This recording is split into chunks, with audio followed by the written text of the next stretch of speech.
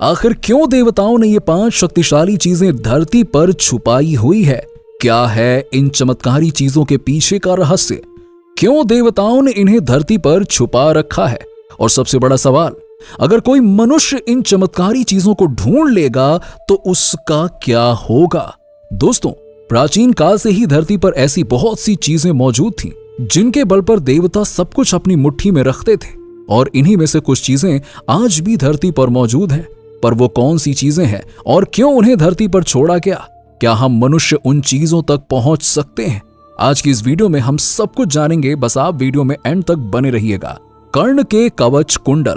दोस्तों, अगर आप लोगों को महाभारत के बारे में थोड़ा बहुत भी पता होगा तो आप ये तो जानते होंगे कि कर्ण को जन्म से ही उनका कवच और कुंडल प्राप्त था, क्योंकि वो स्वयं सूर्य के अंश माने जाते हैं। जहां कर्ण के कवच और कुंडल को स्वयं अमृत से निर्मित किया गया था, जहां कुंडल उन्हें शक्ति और स्फूर्ति प्रदान करता था, वहीं कवच उन्हें दिव्य असुरों से सुरक्षित रखता था। कहा जाता है कि महाभारत के युद्ध के दौरान उनके कवच और कुंडल को इंद्र ने छल से अपने पास ले लिया था, जिसकी वजह से युद्ध के अंत में कर्ण का वध संभव हो पाया। वरना अगर कर्ण के पास उनका कवच और कुंडल होता तो युद्ध का परिणाम कुछ और ही होता।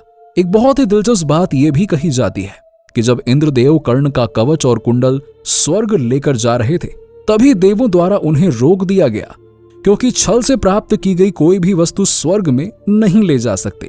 देवताओं का विरोध झेलने के बाद इंद्रदेव को कर्ण का कवच और कुंडल धरती पर ही कहीं छुपाना पड़ा।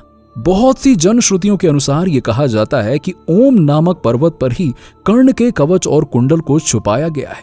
यहां तक कि कई सारे इतिहासकारों ने उसे ढूंढने की भी कोशिश करी, लेकिन वो इतनी आसानी से प्राप्त नहीं हो सकता। इसके लिए इंद्रदेव की तपस्या और सालों का तप करना होगा। अक्षय पात्र।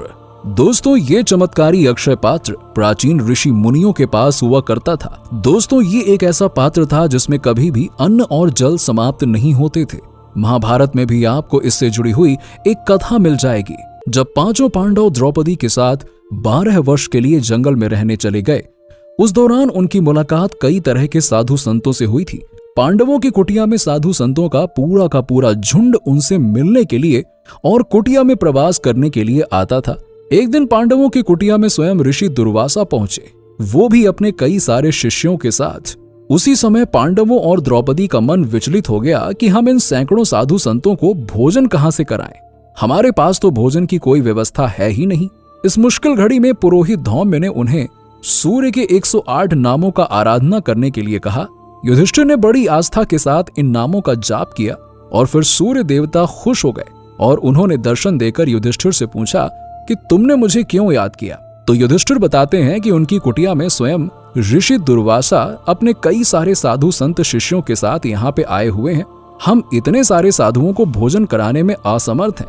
युधिष्ठिर ने सूर्य देवता से कहा कि मैं आपसे अन्न की अपेक्षा करता हूँ, ताकि मैं उन सभी को भोजन करा सकूं, वरना मुझे ऋषि दुर्वासा का बहुत भयानक श्राप भोगना पड़ेगा।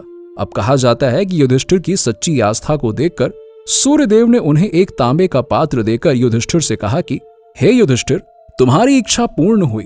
मैं 12 वर्षों तक तुम्हें अन्न दान करूंगा। मैं ये पात्र तुम्हें देता हूं। तुम्हारे पास फल, फूल, शाक आदि 4 प्रकार की भोजन सामग्रियां तब तक अक्षय रहेंगी जब तक द्रौपदी उन्हें परोसती रहेंगी।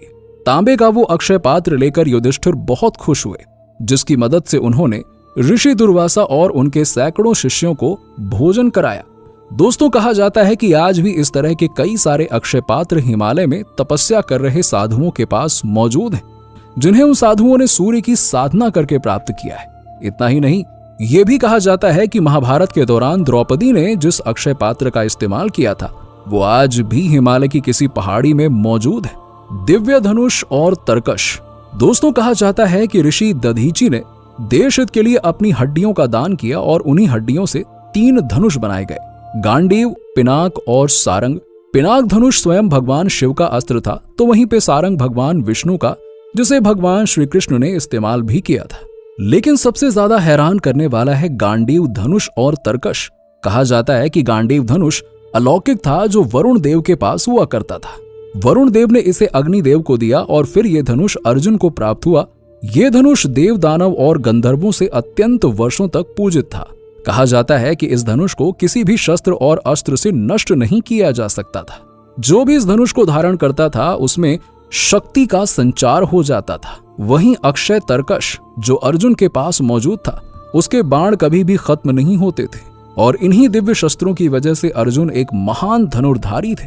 हालांकि स्वर्गारोहण के दौरान धीरे धीरे करके इन सभी पांडवों ने अपने अस्त्रों शस्त्रों को त्याग दिया था और अग्निदेव के कहने पर अर्जुन ने एक तालाब में अपने गांडीव धनुष और साथ ही साथ तरकश को भी डाल दिया था और फिर अग्निदेव ने धनुष और तरकश को कहीं छुपा दिया था। जनश्रुतियों के अनुसार उत्तराखंड ही वो जगह है जहां पर आज भी गांडीव धनुष और तरकश कहीं छुपाए हुए हैं, जिसे प्राप्त करने वाला व्यक्ति अर्जुन की ही तरह शक्तिशाली और दिव्य हो जाएगा।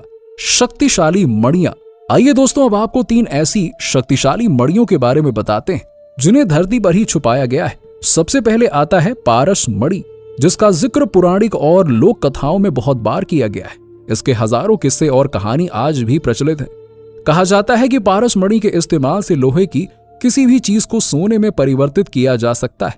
इससे लोहा काटा भी जा सकता था। कई लोगों का यह दावा है कि उन्होंने पारस मणि को देखा है।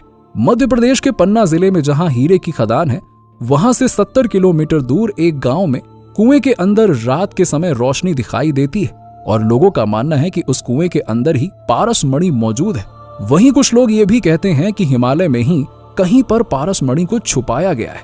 तो कुछ का कहना है कि मध्य प्रदेश के उस खास धनवाड़ा गांव में ही पारस मणि कहीं न कहीं छुपा कर रखी गई है। दूसरी है अश्वत्थामा की मणि। कहा जाता है कि अश्वत्थामा की सारी शक्तियां इसी मणि में समाहित थीं।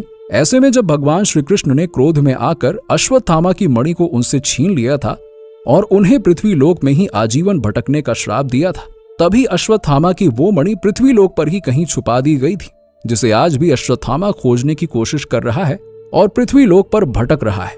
कहा जाता है कि बहुत से लोगों ने माथे पर एक गहरा चोट का निशान लिए एक भयानक से दिखने वाले मनुष्य को देखा है, लेकिन वो अचानक से ही गायब हो जाता है। कहीं वो अश्वत्थामा तो नहीं जो भगवान श्री कृष्ण के श्राप के चलते धरती पर भटक रहा है। अब बात करते हैं स्मयंतक मणि के बारे में।